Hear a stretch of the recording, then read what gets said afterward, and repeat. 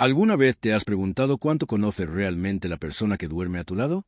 No me refiero a sus gustos o sus rutinas, sino a esa parte más oscura que solo aparece cuando ve la oportunidad perfecta para traicionarte. Mi nombre es Gabriel Rivas. Hace 6 meses, desperté en una cama de hospital con una cicatriz en el pecho y una verdad que me dolió más que cualquier bisturí. Mi esposa había vaciado nuestras cuentas mientras yo estaba en coma. En el teléfono, un solo mensaje suyo, acompañado de una captura de pantalla con el saldo en cero. Sin una disculpa, sin explicaciones. Solo una frase: necesitaba esto para empezar de nuevo. No respondí con insultos ni reproches. Solo envié un «ok». Porque en ese instante comprendí que, para enfrentar algo tan sucio, uno no necesita rabia, sino silencio. Y un buen plan. Lo que ella no sabía era que, mucho antes de que mi corazón colapsara, yo ya sospechaba que algo no andaba bien. Lo que comenzó como una intuición, terminó siendo la razón por la que no solo sobreviví al infarto, sino también a ella. Esta es mi historia, y no termina como ella esperaba. Durante años, llevé una vida sencilla pero estable. No era perfecta, pero creía que bastaba. Conducía una ambulancia en turnos rotativos, a veces de madrugada, a veces hasta 3 días seguidos fuera de casa. Mi trabajo me enseñó a lidiar con el dolor, con la urgencia y con la pérdida, pero nunca me preparó para lo que viviría en carne propia. Lorena, mi esposa, trabajaba como organizadora de eventos. Siempre elegante, siempre ocupada, siempre con una excusa elegante para cada ausencia. Llevábamos 8 años de casados. No teníamos hijos, y aunque en algún momento lo intentamos, la vida, o quizá algo más, nos llevó por otros caminos. A simple vista, éramos una pareja funcional, cada uno en lo suyo, sin grandes dramas. Pero ahora, mirando en retrospectiva, lo nuestro era más una convivencia de agendas que una relación real. Las conversaciones se habían vuelto monólogos, las caricias, gestos mecánicos. Aún así, yo seguía creyendo que todo estaba bien, que el cansancio era parte de la rutina, que el silencio no era distancia, sino madurez. En más de una ocasión llegué a justificar su frialdad como una consecuencia del estrés. Me esforzaba por no ver lo que era evidente, porque aceptar la verdad implicaba derrumbar la idea que tenía de nosotros. Invertí años construyendo un pequeño fondo de ahorro, jornadas dobles, feriados trabajados, emergencias atendidas bajo la lluvia. Todo por ese futuro que soñaba compartir con ella. Un hogar, seguridad, un retiro tranquilo. Pero nunca pensé que mientras yo salvaba vidas ajenas, alguien tan cercana me podía estar desmantelando la mía. Paso a paso, desde dentro. Todo empezó como una molestia leve en el pecho. Lo achaqué al café recalentado, al estrés acumulado, a las horas sin dormir. Pensé que era algo pasajero, una tensión muscular, quizás. Pero con los días, el dolor se hizo más frecuente, más nítido, más incómodo. Aún así, seguí trabajando. En mi oficio, uno se acostumbra a minimizar lo propio para atender lo urgente en otros. Hasta que una noche, en medio de una carretera secundaria entre Cuenca y Loja, el mundo se me vino abajo. Recuerdo que el aire se volvió denso, como si me estuviera ahogando sin agua. El volante tembló en mis manos y tuve que frenar de golpe al borde del camino. Aún con el pecho ardiendo, marqué el 911. La ironía, un paramédico pidiendo auxilio. Me trasladaron en helicóptero a un hospital regional en Quito.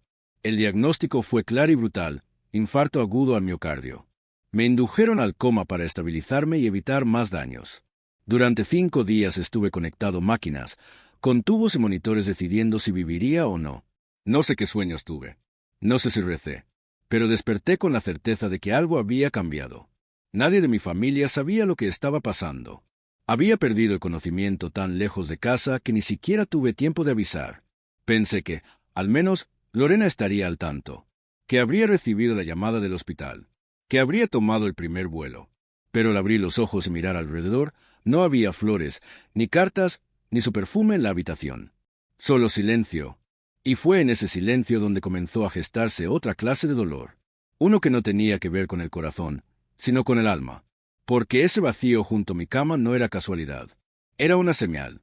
Y, aunque entonces no lo sabía del todo, también era el inicio de una traición que venía gestándose desde mucho antes de que mi cuerpo colapsara. Desperté confundido, con la garganta seca y el pecho apretado por las vendas.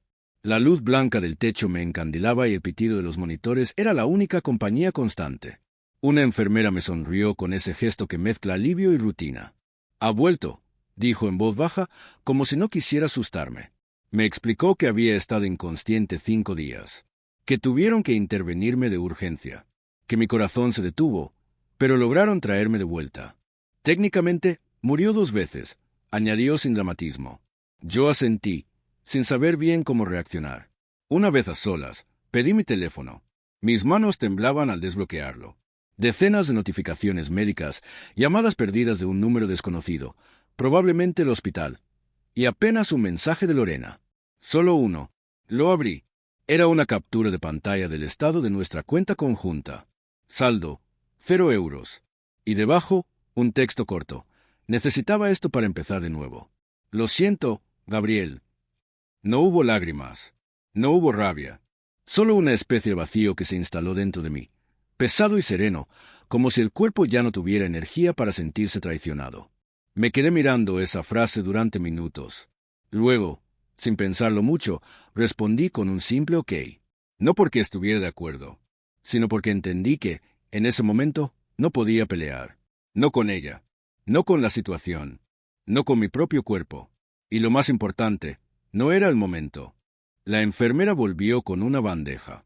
Me habló de la dieta blanda, de las restricciones de esfuerzo, de la medicación para el resto de mi vida. Yo asentía sin escuchar realmente. Por dentro, solo repetía una cosa. Lorena no había llamado, no había venido, no había preguntado por mí. Solo había vaciado todo y se había ido. Eso dolía más que el catéter, más que las costillas resentidas, más que los choques eléctricos que me devolvieron a la vida. Dolía porque confirmaba lo que había intuido en silencio durante años, que ya no éramos nosotros, que solo quedaba yo. Y sin embargo, en medio de ese abandono brutal, algo en mí despertó con más fuerza que el corazón. Algo que no estaba dispuesto a quedarse en ruinas. Porque si Lorena había decidido borrarme de su vida mientras creía que yo moría, entonces yo tenía todo el derecho de desaparecer, pero a mi manera. A la mañana siguiente, cuando el médico entró con su bata y su gesto amable, me habló con una mezcla de autoridad y compasión. Gabriel, tu recuperación será larga. Necesitas reposo absoluto, nada de estrés ni esfuerzos físicos. Y sobre todo, no puedes estar solo. Asentí sin contradecirlo, aunque mi mente ya tomaba una decisión distinta. Cuando me dieron el alta 2 días después, no volví a casa. Tampoco llamé a nadie para recogerme. Pedí un taxi con el poco efectivo que llevaba escondido en el bolsillo del pantalón que me devolvieron. El conductor, sin hacer preguntas, me dejó frente a un edificio antiguo en un barrio que no pisaba desde hacía años. Allí vivía Clara, mi prima. Hacía casi una década que no hablábamos más allá de saludos esporádicos. Ella era abogada laboralista, siempre con una mirada lúcida para lo que otros preferían no ver. Me abrió la puerta con sorpresa y sin reproches. «¿Qué te pasó?», preguntó. Le mostré la cicatriz en el pecho. Luego le mostré el mensaje de Lorena. No necesitó más. Esa misma noche dormí en el sofá de su estudio, cubierto con una manta que olía a lavanda y café. Clara no insistió en hablar. Solo dejó una taza de té junto a mí y se fue a su habitación. El silencio, por primera vez, no dolía. Al día siguiente, me preparó desayuno y comenzó a hacer llamadas. «Conozco a alguien que puede ayudarte, pero necesitas estar un paso adelante. No 2, 1. Con precisión». Su contacto era Julián, un abogado penalista con fama de ser meticuloso y frío. Me recibió en su oficina como quien recibe a un testigo clave en un caso de alto perfil. «No vamos a ganar gritando. Vamos a ganar sabiendo más que ella», dijo mientras hojeaba los documentos que Clara le había preparado. No denuncié, no confronté, no publiqué nada en redes. Lorena seguía creyendo que yo estaba fuera del mapa, y eso era exactamente lo que necesitaba. En el retiro silencioso que había escogido, comencé a reconstruirme en secreto. Físicamente, con las caminatas lentas que el médico recomendó. Mentalmente, con cada pieza que colocábamos en su sitio para entender qué había hecho Lorena con mi dinero y por qué. Porque sí, quería justicia, pero más aún, necesitaba verdad. Y para eso, el silencio era mi mejor aliado. Durante esos primeros días en casa de Clara, mientras el cuerpo se recuperaba lentamente, mi mente no encontraba descanso. Me costaba dormir. Cada vez que cerraba los ojos, los recuerdos aparecían como piezas de un rompecabezas al que nunca quise prestar atención. Ahora, en el silencio de una sala desconocida, comenzaban a encajar. Recordé cómo, Meses antes, Lorena había cambiado la contraseña de nuestra cuenta por seguridad, y cómo me tranquilizó con una sonrisa que en ese momento no supe leer. Cómo comenzó a viajar con más frecuencia, conferencias de networking en ciudades que apenas conocía. Nunca quiso que la acompañara. Siempre había una razón lógica, bien armada, tan pulcra que sonaba mentira. Pensé en una conversación trivial que habíamos tenido en la cocina. Yo hablaba del seguro médico privado que contraté a finales del año anterior y le mencioné que no la incluí como beneficiaria por un tema burocrático. Ella solo asintió. No preguntó. No se molestó. En aquel entonces me pareció comprensión. Hoy lo interpreto como alivio. También me vino a la memoria aquel momento en que me ofrecía cambiar el coche familiar por uno más pequeño, para ahorrar. Ella se negó con firmeza. No hace falta recortar. Estamos bien, dijo. Ahora entiendo que lo que no quería era perder una comodidad que no pensaba compartir por mucho tiempo más. Era como si todo lo que había vivido con ella tuviera ahora una segunda versión, una más cruda, una más real. Y lo peor era que no se trataba solo de traición económica, sino de indiferencia emocional premeditada. Todo había estado frente a mis ojos. Pero entre la rutina, el cansancio y la necesidad de creer en nosotros, me volví ciego. El pasado regresaba como una verdad incómoda. Lorena no había cambiado. Siempre fue así. Solo que yo no había querido verlo. La mañana en que Clara me dijo «tenemos algo», supe que el momento había llegado. Ella y Julián habían estado trabajando en silencio, mientras yo reconstruía mi salud paso a paso. Me senté en la mesa de su cocina con una libreta en blanco, dispuesto a escuchar cada detalle. Y lo que me contaron fue mucho peor de lo que imaginaba. Todo comenzó con un movimiento simple. Clara solicitó al banco los extractos completos de los últimos 6 meses. Al principio, el gestor fue evasivo. Pero al mencionar que yo había estado en coma y que la cuenta fue vaciada en ese periodo, la actitud cambió. Puede tratarse de una situación de abuso económico durante incapacidad médica, dijo. Esa frase lo cambió todo. Al revisar los movimientos, encontraron transferencias reiteradas hacia una cuenta desconocida. Siempre en cantidades menores a 10.000 euros, el umbral que evita los reportes automáticos por prevención de fraude. Las fechas coincidían con mis días hospitalizado. Y lo más revelador, todas las operaciones fueron hechas desde un dispositivo distinto al mío, con una IP registrada en una dirección que no reconocía. La cuenta receptora estaba a nombre de una empresa pequeña, supuestamente de organización de eventos. Pero al investigar el registro mercantil, resultó ser una sociedad limitada creada solo un año antes, sin empleados, sin dirección física y con un único administrador, Raúl Calderón. Ese nombre me era vagamente familiar.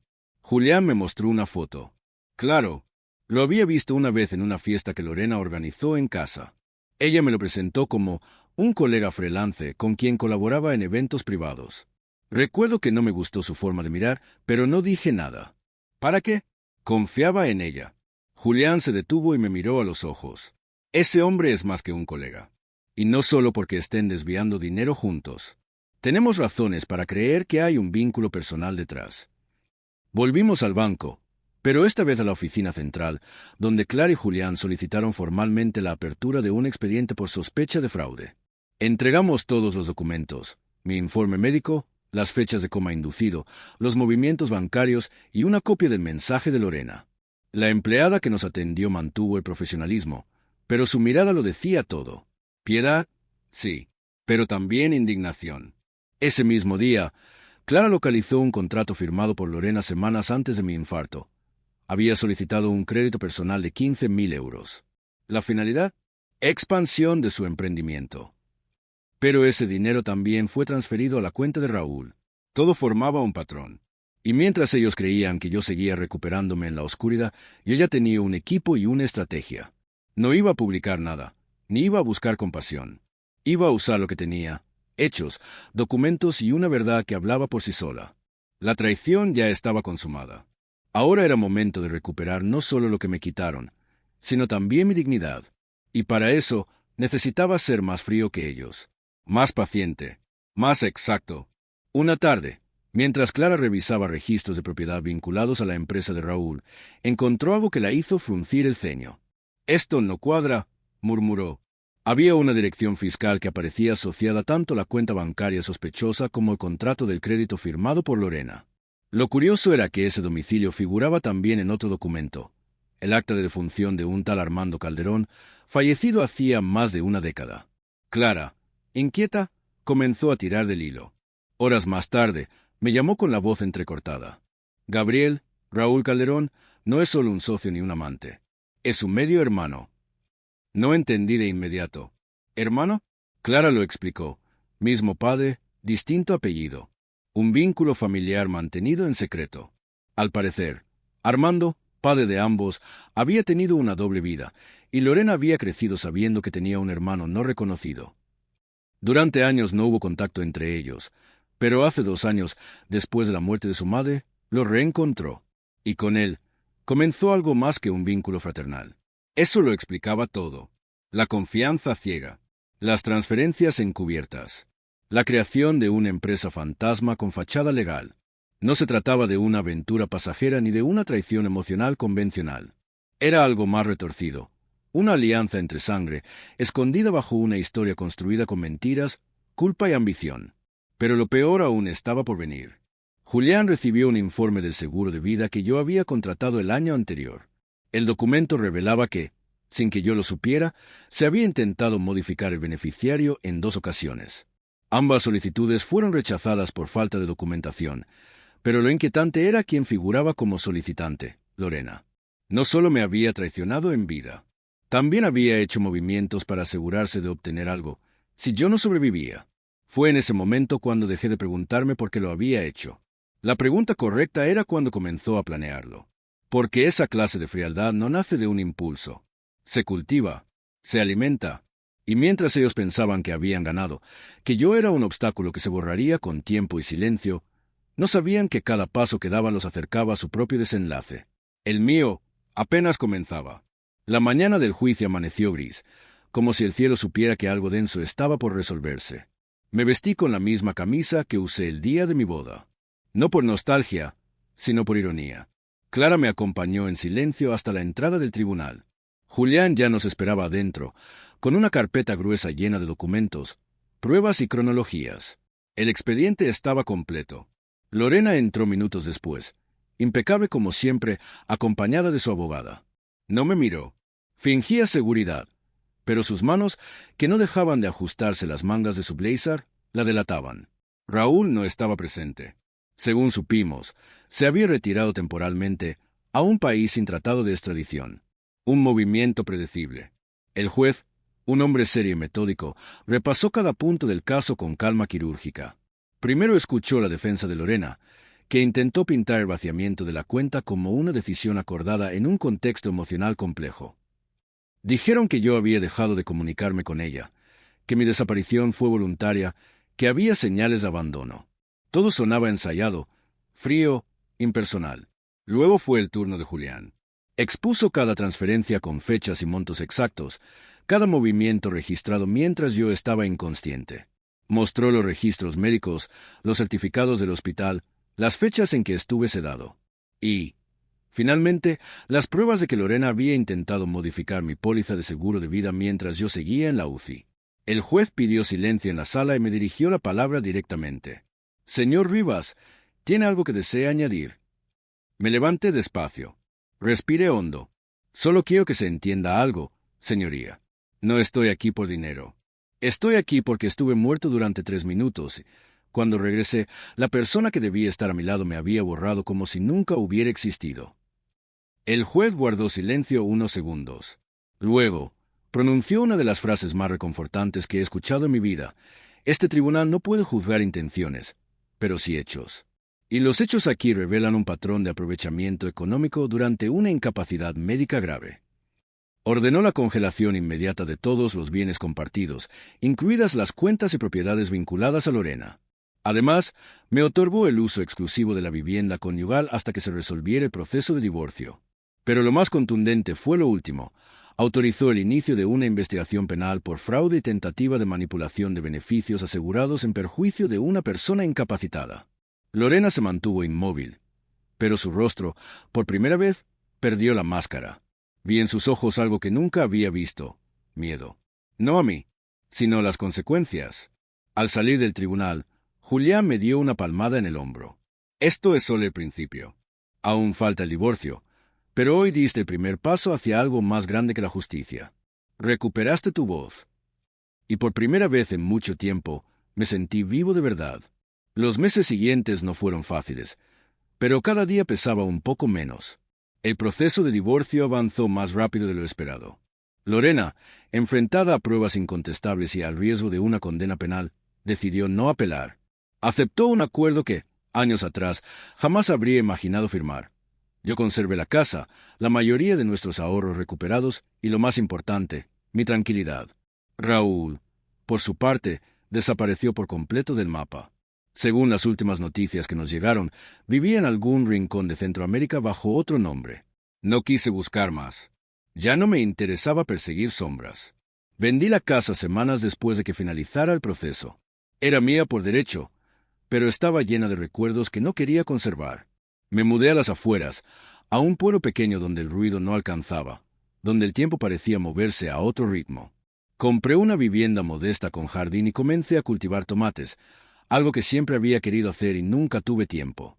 Clara me visitaba los fines de semana. Reíamos más. A veces cocinábamos juntos. A veces solo escuchábamos música en silencio. Entre nosotros no hubo nada más que afecto real, pero ese afecto bastaba. Comencé también a dar charlas en asociaciones de pacientes cardíacos sobre prevención legal, sobre cómo protegerse cuando uno es más vulnerable. Era mi forma de devolver algo a un mundo que, aunque me había golpeado, también me había dado otra oportunidad. No buscaba venganza. Solo quería vivir en paz. Y lo estaba logrando. Lo que vivió Gabriel no es un caso aislado ni exclusivo de traiciones amorosas. Cada vez es más común que personas atraviesen momentos de vulnerabilidad, enfermedad, pérdida, agotamiento y se conviertan en blanco fácil de quienes deberían protegerlas. La violencia patrimonial, silenciosa y difícil de detectar, se disfraza de decisiones financieras necesarias o urgentes, pero detrás muchas veces hay manipulación, frialdad y cálculo.